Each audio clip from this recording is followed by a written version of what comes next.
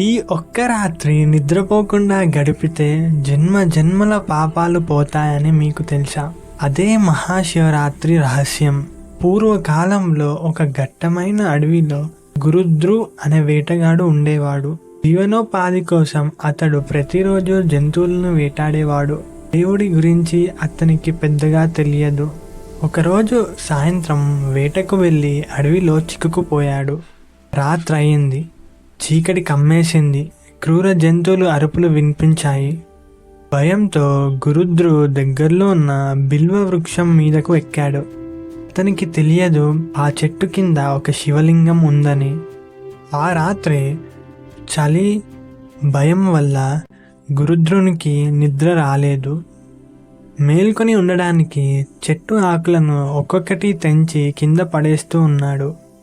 అలా రాత్రంతా బిల్వ ఆకులు నేరుగా శివలింగంపై పడ్డాయి. అదే సమయంలో ఆ రోజు అతడు ఉపవాసంగానే ఉన్నాడు, ఎందుకంటే వేటలో ఏమీ దొరకలేదు. ఇలా అతని చేత శివరాత్రి ఉపవాసం జరిగింది. బిల్వ పూజ జరిగింది. రాత్రి జాగారము జరిగింది. అన్నీ తెలియకుండానే.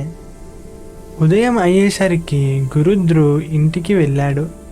కానీ అతని అజ్ఞాన భక్తిని చూసి పరమశివుడు ప్రసన్నుడయ్యాడు.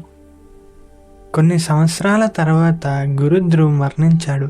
యమదూతలు వచ్చాయి అతన్ని తీసుకెళ్ళడానికి. అదే సమయంలో శివదూతలు కూడా వచ్చారు. వారి మధ్య వాదన జరిగింది. ఈ వేటగాడు మహాశివరాత్రి రోజున ఉపవాసం చేశాడు, జాగరము చేశాడు, బిల్వ దళాలతో శివార్చన చేశాడు. ఇతడు శివుడి కృపకు పాత్రుడు అని శివదూతలు గురుద్రుని తీసుకెళ్లారు. చివరికి పరమశివుని ఆజ్ఞతో గురుద్రుకు మోక్షం లభించింది. నిజమైన భక్తి ఉంటే దేవుడు తప్పకుండా కాపాడతాడు. మహాశివరాత్రి నాడు భక్తితో శివుణ్ణి ప్రార్థిస్తే పరమశివుడి కృప తప్పకుండా లభిస్తుంది. ఓం నమః శివాయ.